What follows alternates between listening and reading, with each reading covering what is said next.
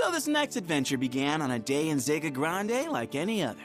The sun was shining, the birds were chirping, and I was soaking up some rays after a pleasant morning of grocery shopping. That's when I heard it. Long live the Blue Sky Knights! Yes, the fierce cry of a child in its natural habitat. Enough to strike fear into the heart of any warrior. I've never seen you around here. Intruder alert! Intruder alert! Knights, assemble! Cannonball formation! They came hurtling at me, faster than the wind. I stood no chance. We're the Blue Sky Knights, servers of justice and roasters of villains. Who goes there? But all jokes aside, these tykes were adorable. Reminded me of my own days playing Knights and Dragons. With both hands in the air, I thought long and hard about how to respond. I for sure didn't want to pull out my usual, "I'm Vane, Vice Captain of the White Dragons." I mean, capturing a real knight while playing make-believe could be an awkward sitch for the kids. But it also wouldn't be right to lie. Then, a candle lit up over my head. I'm Vane, the wayfaring chef. Wait, you're a chef? That means you're an expert at brewing stews and baking pastries, correct? I blinked. I hadn't expected such an energetic response. What? Oh yeah, and I've got the proof right here. I pulled out a bag of cookies, which may or may not have been meant for Vern and Lyria, but they'd understand, right? I'll bake them some more. Anyways, passed out the cookies, and in the space of a few bites, the tots were leaping around like it was their birthday. And yes, before you say anything, I do realize that bribing the future defenders of our sky with munchies might not have been the best for character building. But you should have seen their smiles.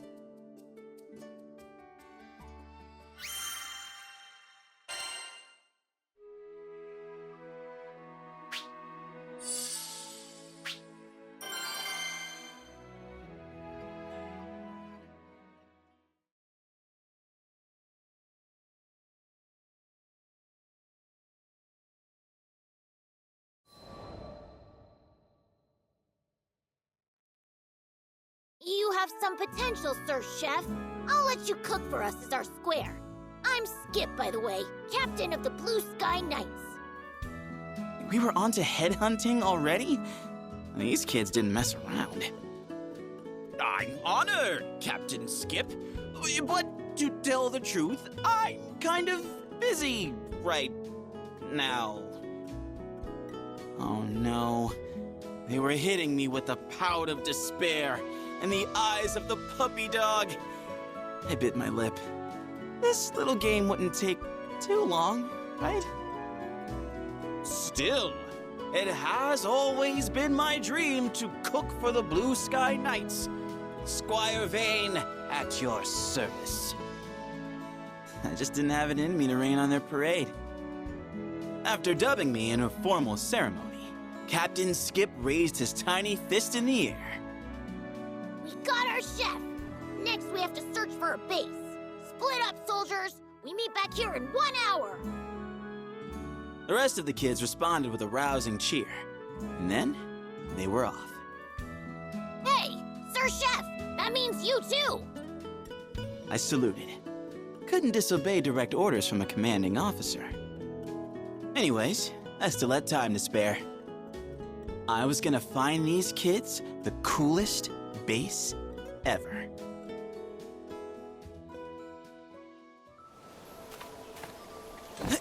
Yeah, I was born ready. Captain said there's some good spots around here. Just gotta make sure they're safe.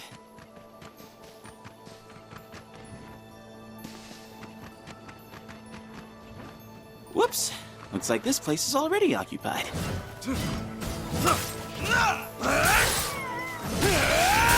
Think and reach!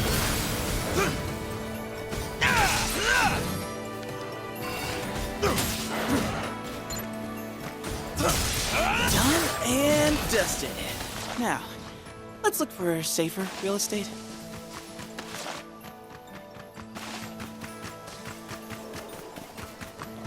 More monsters. This is definitely not a kid-friendly joint.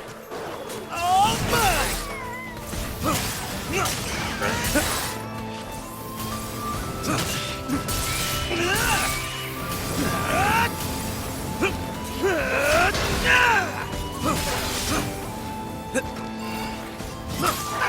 Take a... That was a workout and a half. I think I might be in monster territory.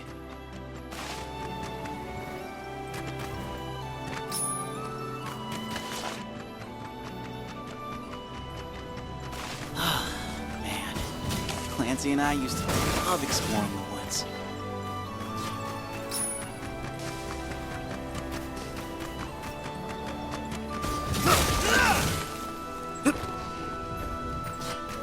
Woohoo! It's a party up in here!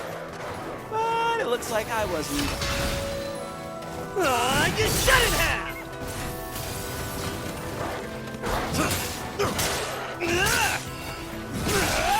Up and drop!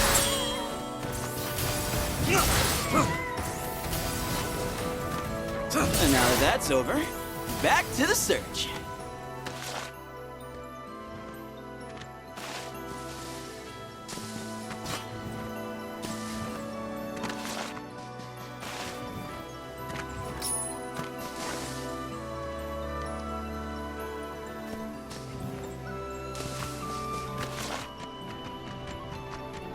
Very nice. Please don't let there be monsters. Please don't let there be monsters. Ah, pancakes, you scared me. Man, get this place near a migration route. Blast off!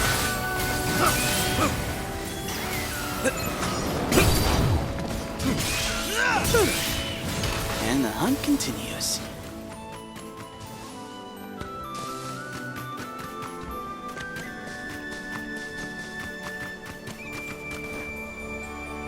Oh, don't think I can go any farther.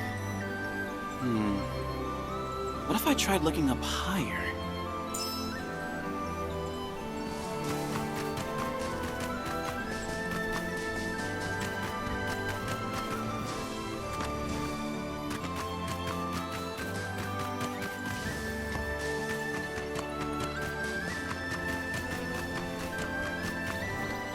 Shouldn't go for somewhere too isolated, but the base does need to be secret.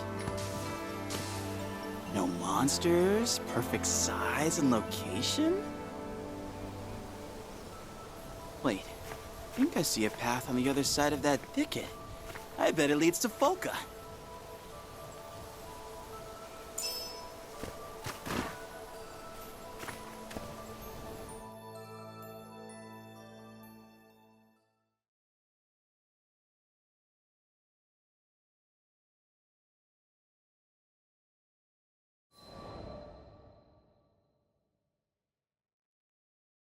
Captain Skip! I think I found it! I led the kids to a sweet glade I discovered in the woods. It was right next to a big thoroughfare, so they wouldn't have to worry about monsters or getting lost. I mean, if I could find my way back, then anyone could. Still, the place was surrounded by some nifty bushes and trees that shaded it from prying eyes. All in all, I think I did pretty well. And, judging from all the frolicking going on, the Tykes agreed. Captain Skip pulled out a handmade flag that he'd apparently just been carrying around and stuck it in the ground. This land is now the hideout of the Blue Sky Knights! And sure, the thought, technically knights don't have hideouts, flashed into my mind, but you can't expect kids to know that. Actually, you know what? These Tykes might be onto something. Maybe I should ask Lancey for our own secret base later. Anyway, for the time being, I was in what had to be one of the top 10 hideouts in all the skies. I found a nice, plush patch of moss and plopped down. It was a good day.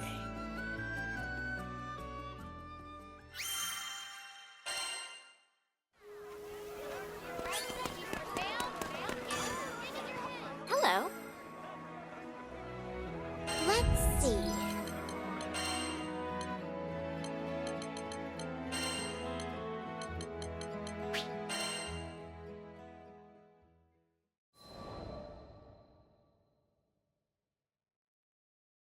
Every time the crew touched down in Folka, I would make a beeline for the Blue Sky hideout.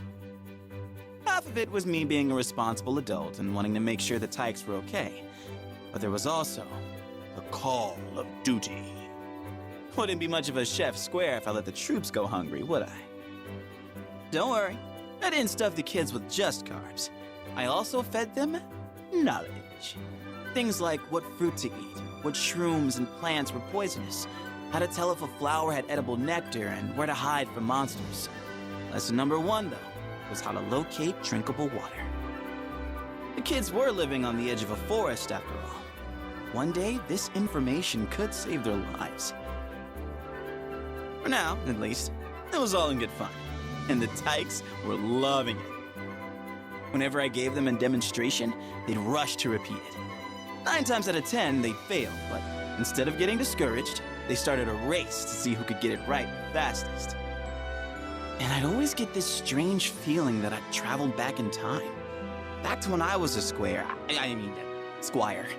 Fiendrock, just beginning to discover the world. Hey, Sir Chef, see that bug up there? You think you can catch it? Gotcha. All right, gather around, knights. So, this little guy is super good at sensing monsters. Whenever danger approaches, he's the first to hide. There's actually a rhyme about it. Goes, bug on tree, monster free. Bug in ground, monsters around. Those kids were the most inquisitive students you could hope to meet. Soaked up knowledge like a sponge.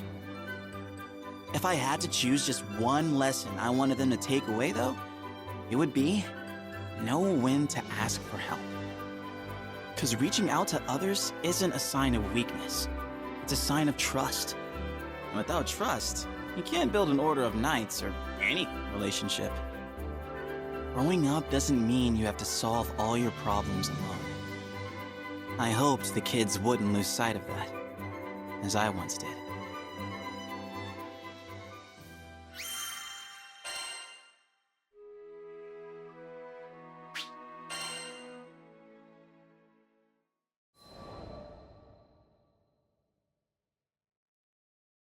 One sunny afternoon, I was heading to the woods with the Tykes when I saw a boy crouched in the shadow of the city walls.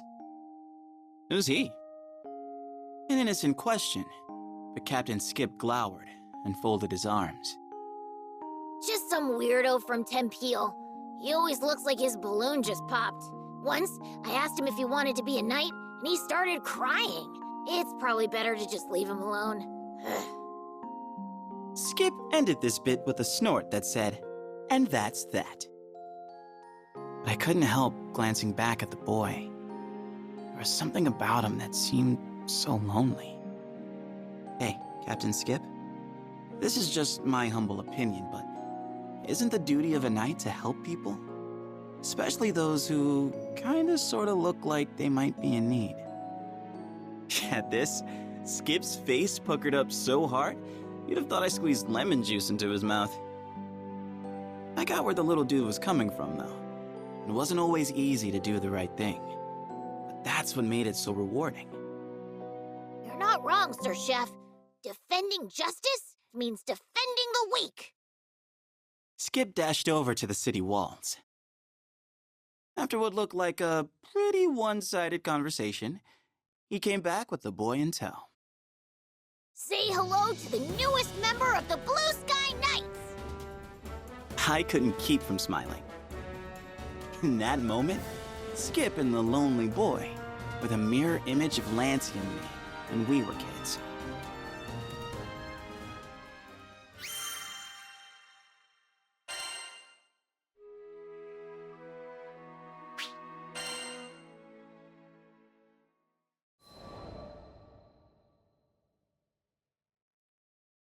It didn't take long for Noobs and the rest of the Tykes to become fast friends.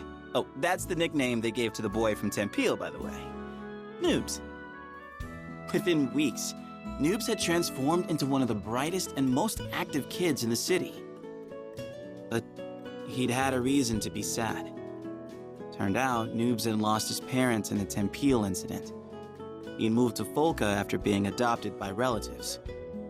Poor kid deserves some sweetness in his life, after all that bitterness.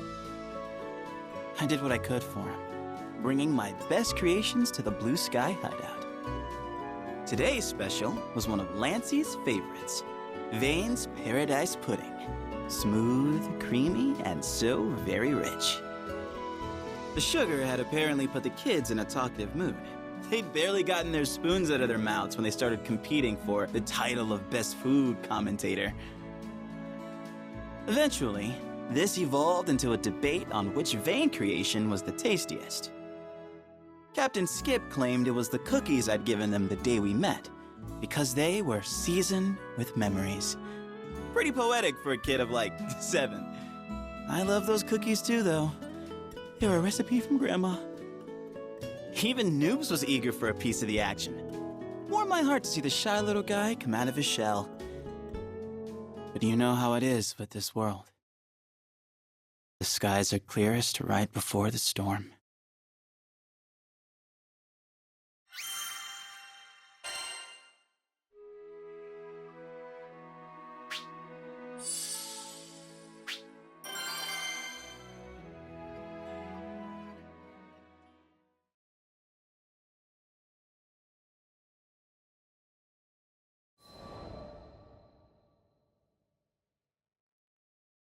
My next visit to Folka? I could tell something was wrong as soon as I stepped foot in the city. All the adults stood huddled outside their homes, discussing, arguing. A few were weeping. Turns out, it was the Tykes. They had gone missing. The news hit me like an oncoming airship. When I remembered how to breathe again, I rushed over to Ace, one Blue Sky Knight who'd stayed behind. What do we do? What if they never come back? I'll find them, I promise. But you need to tell me what happened. It started with Noobs. Still unused to the layout of Folka, he'd gotten lost in the woods. After about 6 hours, Skip put together a search team and went after him, without telling any adults. Now a full day had passed, and all 4, Noobs, Skip, Beats, and Fessa, still hadn't returned. The whole time he was talking, Ace was shaking from head to toe. I put both my hands on his shoulders and gave him the warmest smile I could muster. You did good, Ace. Now leave the rest to me. I went straight to the Grand Cipher. Needed to recruit as many eyes as I could get. Those kids were my friends, and the future of the skies. I wasn't going to let anything happen to them.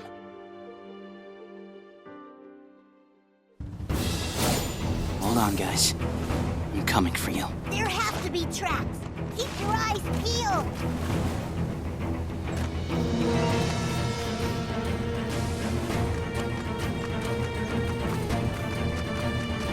This fruit, it's still fresh. They have to be near.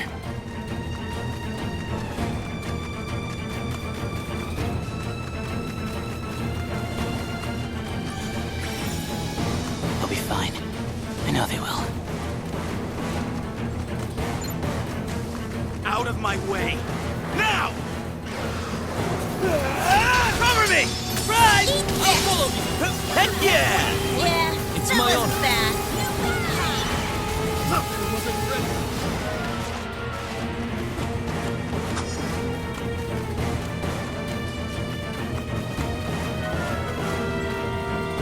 I taught them how to camouflage themselves in this grass. They probably head out for monsters around here.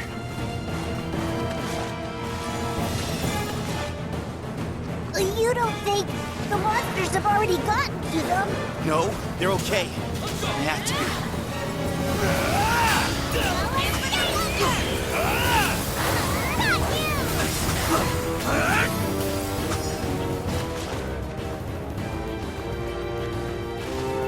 The water hasn't dried up yet. We have to be close. Them! I'm coming!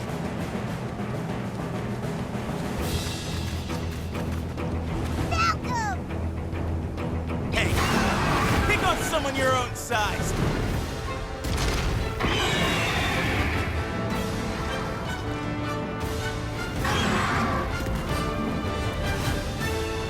Sir Chef! You guys aren't hurt, right?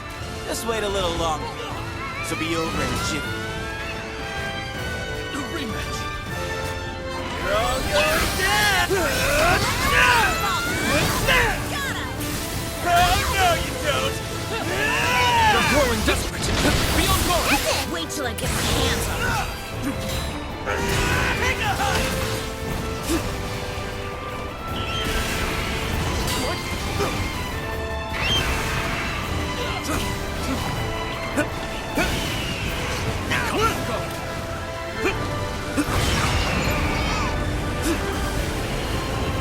What the?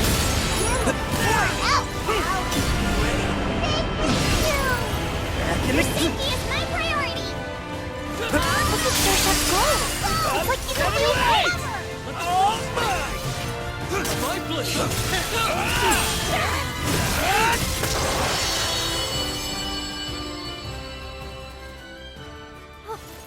No way! He won! Looks like the little squirts are doing just fine! Yeah, I think I need a moment.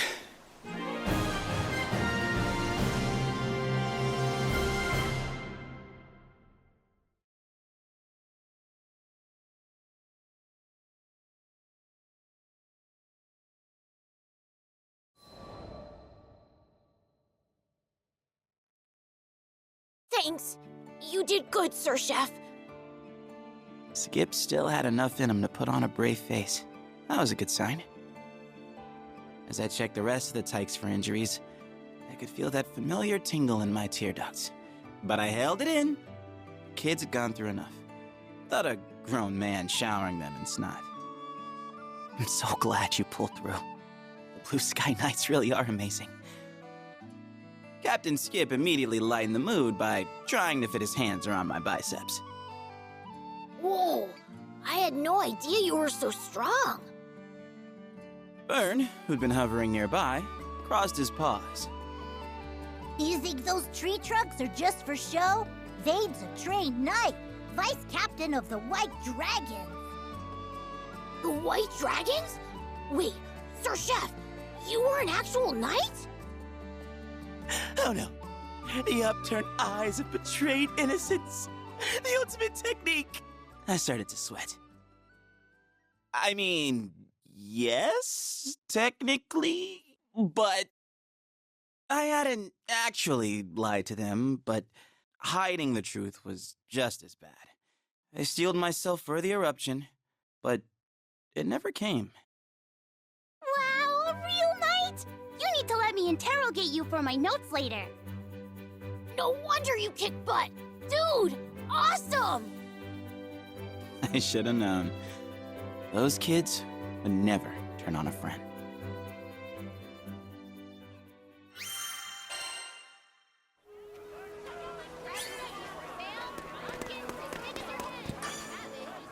Good day.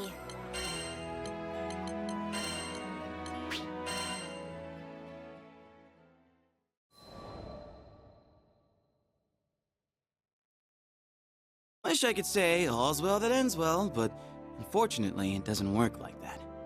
As we started back for Folka, I decided the kids and I needed to have a serious talk. All right, spill it. Why'd you all go into the woods alone? Noobs was in trouble, and, you know, it's the duty of a knight to help people. I just thought we had to save him. Skip spoke down to his shoes. I felt my heart drop. It's the duty of a knight to help people. Those had been my words, so I was to blame for this whole mess. Skies above, why do I always... But before I could chase this dark train of thought any further, a small tug on my sleeve brought me back. All those survival skills you taught us really helped. Yeah, thanks to you, we were able to properly locate food and water, and hide from monsters. I was so proud of them.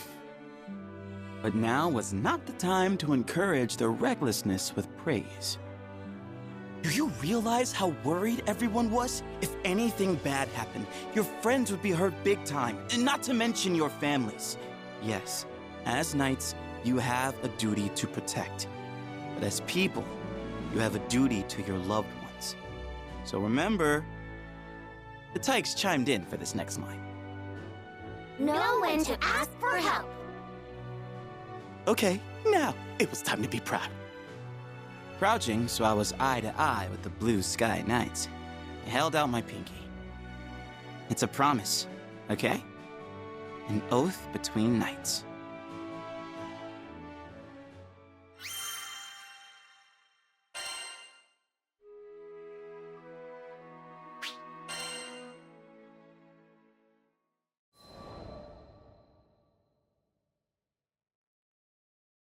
I recently returned to Folka to find the Tykes holding a serious discussion.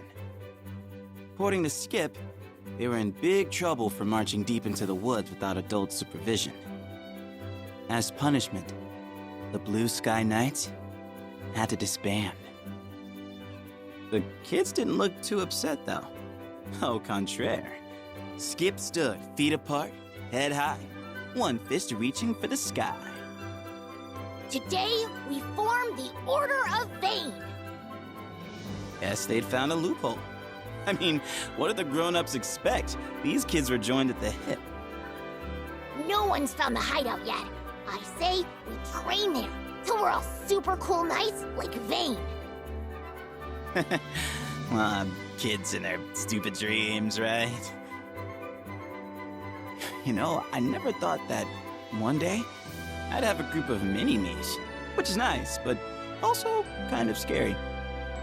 'Cause what if you set a bad example, let them down the wrong path, on and on?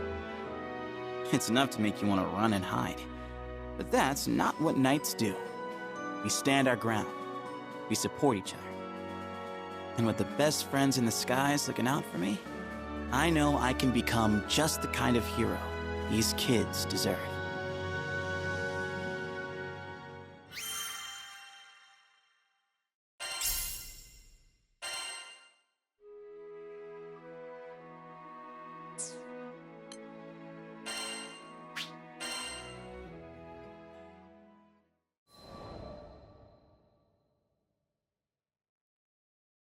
The roar of fire, a cry of pain.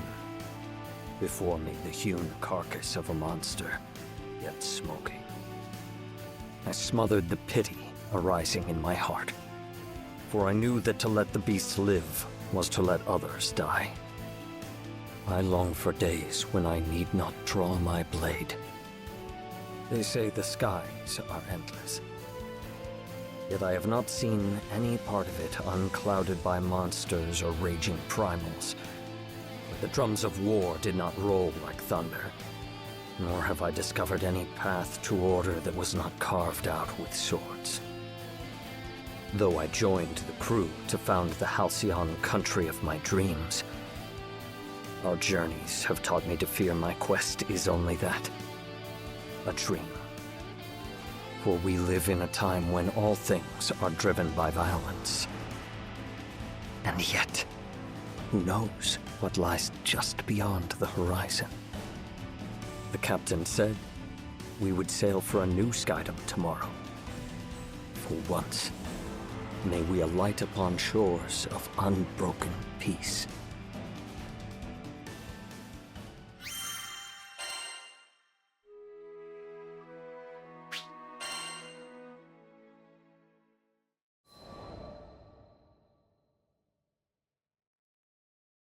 The House of Wales had 3 sons, bound as much by love as they were by blood.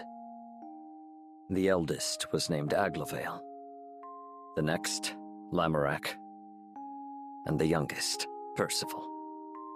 I had not yet seen many summers when war broke out in the neighboring country, raising a tempest of violence that would blow us all asunder.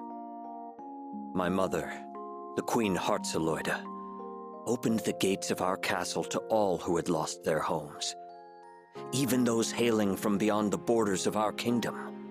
she would often say.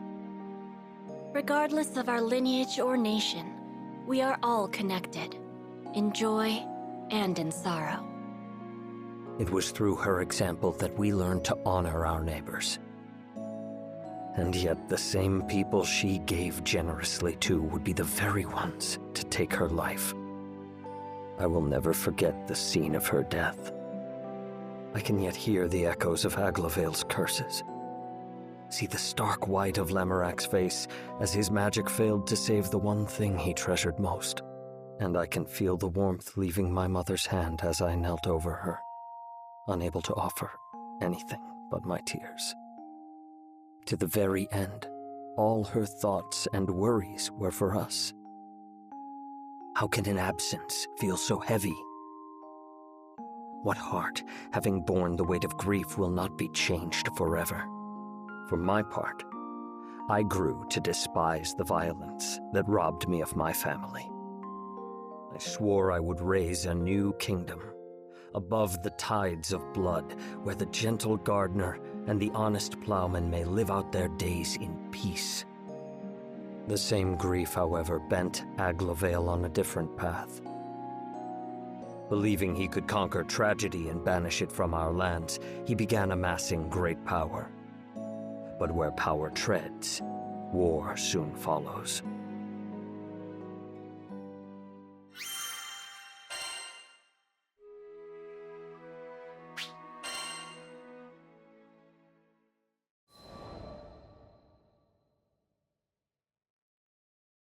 It is custom for the sons of our house to serve as knights in foreign countries, thereby learning the ways of the world. I went to Fiendrock, an ally of Wales, and there joined the Black Dragons, in time becoming vice-captain. Fiendrock made no distinction between me and its native-born children, and I grew to see it as my second home. But no sea is so placid that storms do not brew. There was strife here, too, sweeping over the lands like an illness. I set out on a journey to seek its cure, and that was how I met the captain. Never had I come across a greater fool. In the captain's eyes, there was no sky dweller too high or low to merit aid. No person too strong or weak to join the crew. Who better than to stand by me as I built a kingdom on an impossible dream? And it was not I, nor Lancelot, nor Vayne, nor my former commander Siegfried, but the captain who contributed most to the restoration of Fiendrock. Once the dust settled, we found traces of a foreign power that had first sown the seeds of unrest. We tracked this power back to Wales and its throne room, where my brother Aglavale sat. Still mourning for our mother, he was waging a war on war, murdering tragedy and washing away tears with blood. But one cannot fight fire with fire, for what beauty will bloom from the ashes? Once again, I borrowed the aid of the captain to stop my brother's rampage and help him see reason. Though Aglavale's deeds were wrong, they came from a desire to do good. 'Tis a simple matter to speak words of censure. The wise guide others not through saying, but through doing. Thus I shall build my country and show my brother it is not the flames of war, but the gentle hearth fire that will guide us to peace. Each day brings me nearer to my aim. Fortune has granted me a handful of stout-hearted vassals, the captain foremost among them. Though I am not possessed of any land, our ship is bound for the end of the skies. Surely we will sail over some quiet green fields where I may lay the cornerstone of my kingdom. My greatest care is the safety of the crew. The path of the Grand Cipher is beset by many perils, and I will not have a single vassal taken from me. So I have resolved to travel alongside and defend my captain, until the day I may sheath my sword forevermore.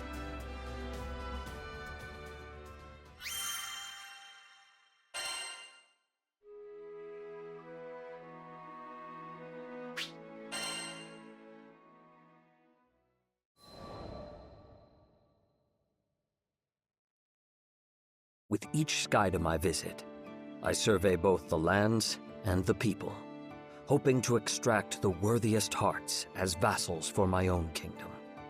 To that end, I return to Folca, the first settlement we came upon in Zega Grande. But though the earth is ever filled with rich soil and strong rock, true gems are few and far between. So too are the noblest spirits. The people of Folca were of a good but common sort, who preferred constancy to change.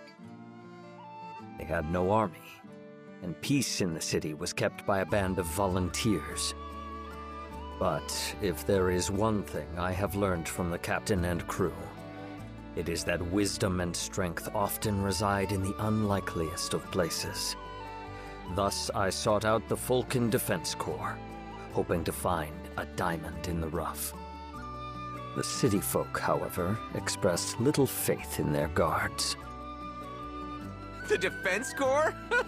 Full of bums who got more stomach for eating than fighting. Better off calling them the Defense Corpses for the fat lot of help they are. Yet these were dangerous times for Folca. Brigands and monsters now swarmed about the city, attracted like flies to the reek of Avia. The people looked to the Defense Corps for protection, but received only excuses. We don't have the resources to combat this threat. Take shelter until the danger is past. And so the city grew to trust vagabond skyfarers more than their own soldiers. Though I had little hope of finding a vassal among this ragged band, perhaps there was a lesson to be learned from their weakness. When I build my kingdom, it will need to be governed by its own councils. But houses of power, choked by the vines of corruption and frailty, ever fall into decay. Is there any prevention? Where does the first crack form? It was in Folca that I would piece out the answer to this riddle.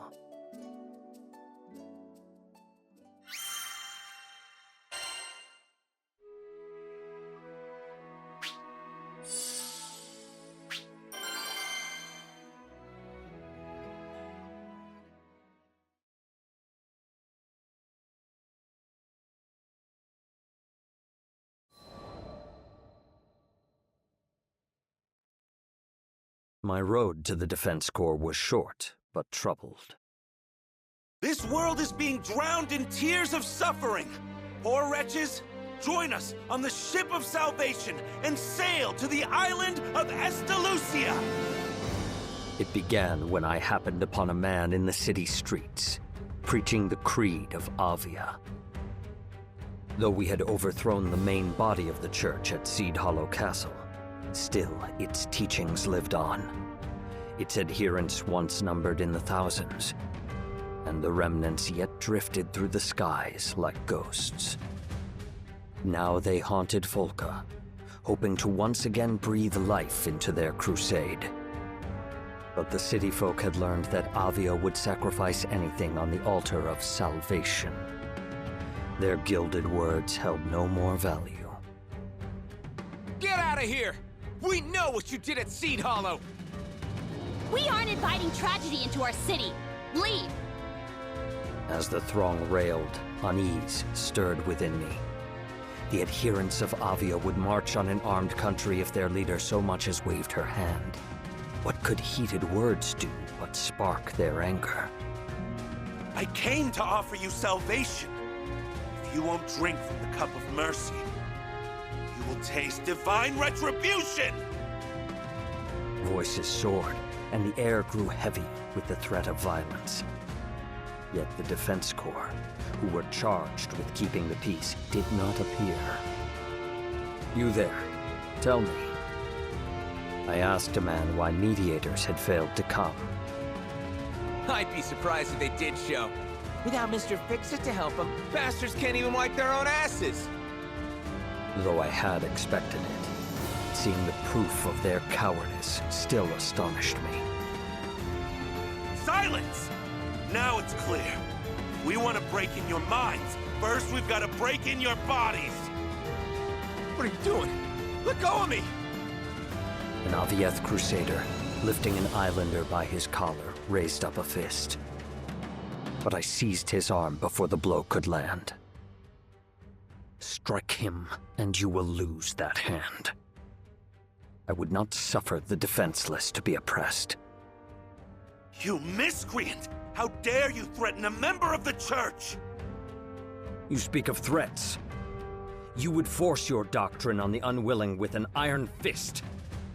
The time of Avia is over, preacher. Your false church is no more. Blasphemy! We'll have your tongue for that! Avieth soldiers surrounded me, drawing their weapons. I had hoped you would listen to reason. But now I see, you only understand pain. With a hand on the hilt of my sword, I waited for them to attack. But like craven dogs that bark loudest when their quarry is far ahead, the Crusaders stopped short when I stood to face them. After sharing some whispered counsel with his fellows, the preacher said to me, We won't fight you in the city. No, be too much hassle cleaning you off the flagstones. Let's step outside, and then we'll see if that bulky armor is compensating for something. I could not hold back a laugh. Their intent was as clear as day. They meant to draw me into an ambush. Very well. I will play your game. We'll wipe that smirk off your face. Just you wait. The Crusaders and I turned to leave. He's going to get himself killed! Call the Defense Corps! Even those worms should be able to do something! Frightened voices whirled behind me. I did not quiet them, for though 3,000 ants of Avia could not crush one lion of Wales, I saw a chance to further test the core.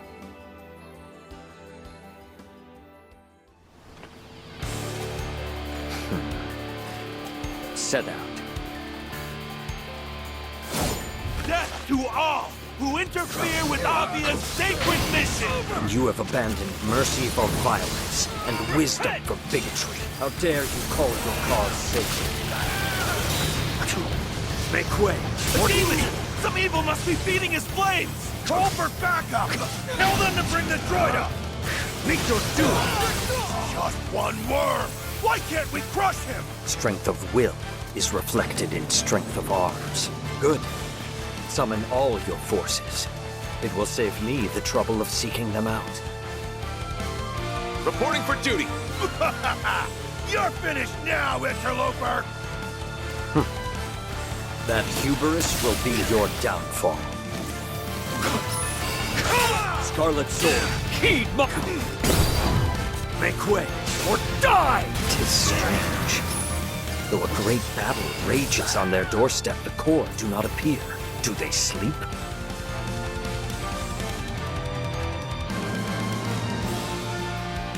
My poor brethren. You won't like what's coming to you, interloper. His brother Avalon. The redhead's done for. Now for ruin!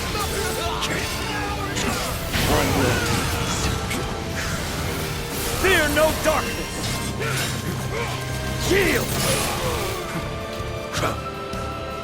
Scarlet Sword, heed my It's over!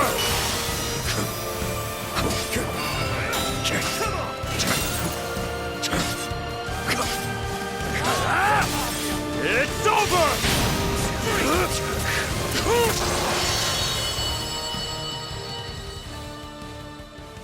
Wait. I know you. The Lord of Flames. I see my name has reached even the dregs of Zega Grande. His fire. He's the fire of hell.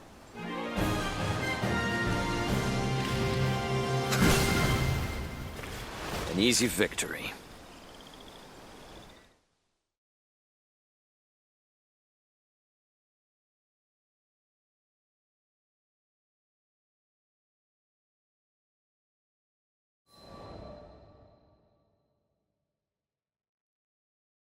Damn you!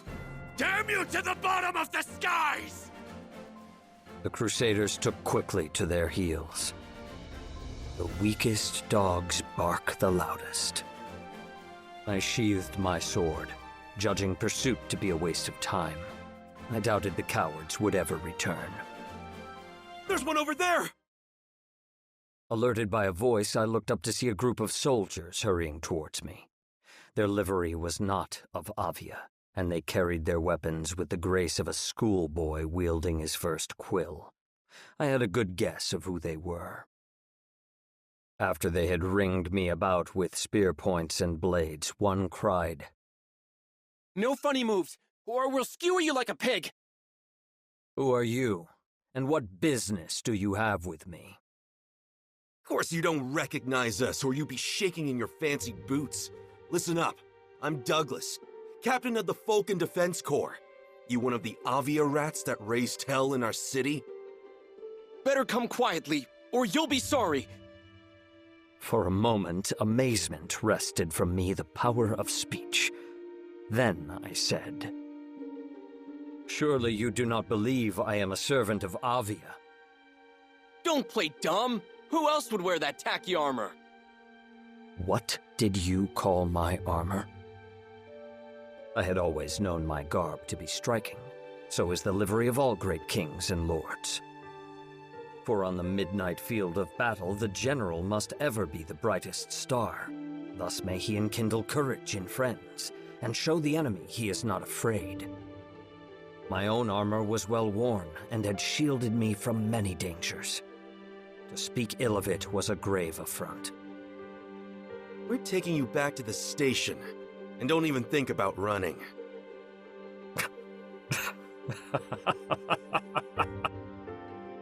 What's so funny? Nothing. Nothing at all. In truth, this was a matter more to weep than to laugh at. The proud guards of Folka, arriving like carrion crows after the battle to pick at what spoils they may. It was a pitiful sight. Defense corpses, indeed. Do what you will. And so I was marched back to the city.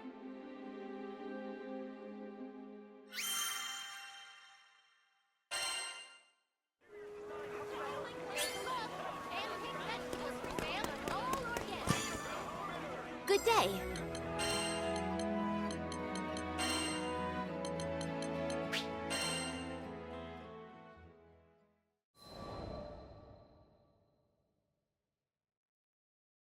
The Defense Corps questioned me at their guardhouse. An enlightening experience, as I had never been a prisoner before. All right, fess up. Tell me exactly how you're connected to the Church of Avia. I repelled a group of crusaders that threatened your people. You had no right to apprehend me. Shut your mouth! That was all Captain Douglas could stutter out before retreating into silence. Has guilt caught your tongue? I know your actions weigh on your conscience. If you're trying to scare me, Mr. High and Mighty... I am trying to help you. Now take heed. As keepers of peace, you are given the authority to take prisoners. But it is not a power to be used lightly. For to imprison someone is to rob them of time, and not all the riches in the world can repay that debt. I went on with hardly a pause. Today you failed your duty. You did not come when your people were in peril. Had I not been there, blood would have been spilled in your streets. And yet you seized me on sight like a petty thief, with no proof other than your own prejudices. I let my final words fall like the stroke of a hammer. You have dishonored your titles and your city. Color fled from the soldiers' faces, leaving only remorse. Hey, Captain. I think he might be right. We did kind of arrest him for just being there, and wearing tacky armor. Don't let him get to you!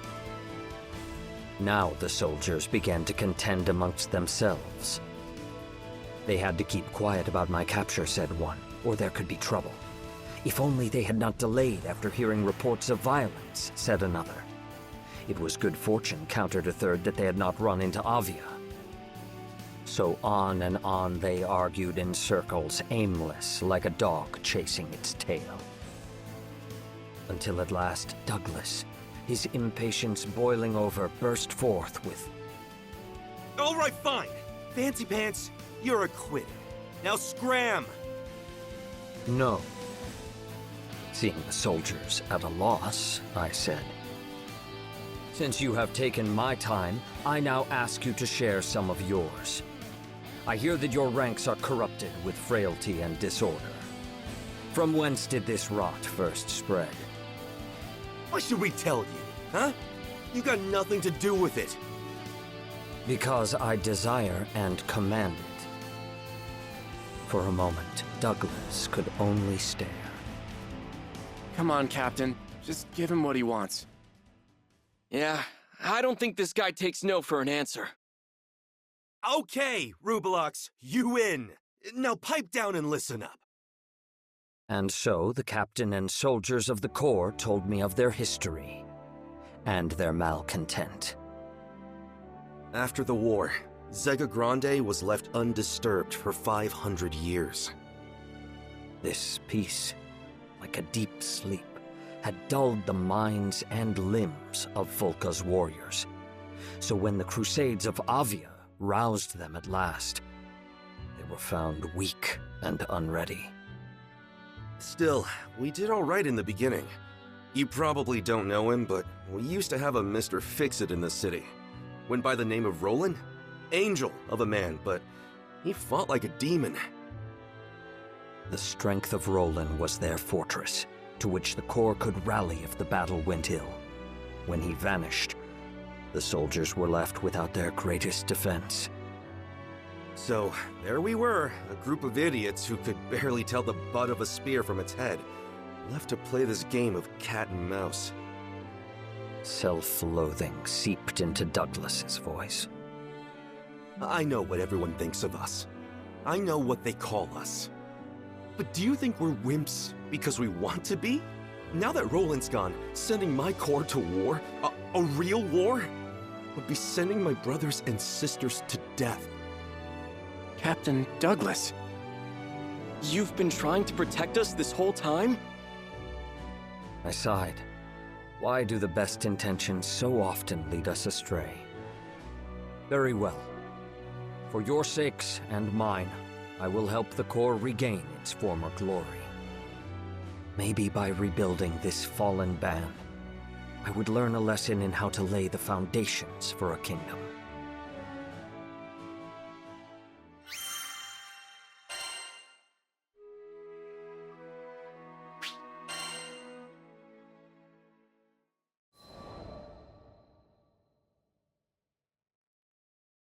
The next morning, I paid a visit to the Defense Corps headquarters. I did not receive a cordial welcome. You're that redhead. Why'd you come back here? To supply you with counsel. Now hearken to me. The soldiers could only look on in wonder as I continued. Order is the basis of any kingdom, great or small. It is what establishes harmony in music and builds peace out of strife. You are its keepers and conductors. Take pride in your duty. To this, the soldiers could find no response. I went on. You told me you cannot fight because Roland is gone. You are mistaken. Comrades give you courage, but true strength must come from within. You cannot fight because you are weak. There followed a moment of silence. Then the Corps encircled me. We didn't ask for your advice. Grab him! Throw him out! But I fixed them with a look. I have said nothing you did not already know. If you can see your faults, why not mend them? Begin by overseeing your daily tasks, for habit is the mother of success and failure. That's it! You won't shut up? Then we'll make you! I evaded the soldier's blow with a step. Raising my fist in the air, I said, wielding force to stifle dissent. Already you overstep your power, but I will not be silenced so easily. In one wave, the whole corps rushed upon me, but they were like water breaking upon rock. I showed them mercy.